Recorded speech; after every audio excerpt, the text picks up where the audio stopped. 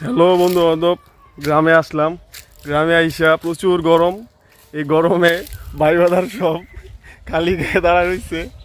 আরেক ছোট ভাই, তোর কি বুঝতাম রে, কিছু করার নাই।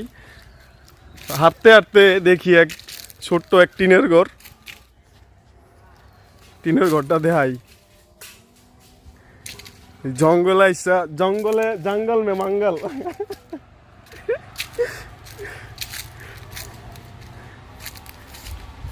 কারেন্টের লাইন বাইরে রাখছে, জানলা খোলা। এখানে কি চলে দেখেন। আবার বললাম বাবা বাবা খাইব দেয় না। হাসি পাচ্ছে? তুমি তো একটা অমানুষ। তোমার যে মনুষ্যত্ব সেটা তো মরে গেছে। তোর তোর যে মনুষ্যত্ব সেটা মরে গেছে। হুম।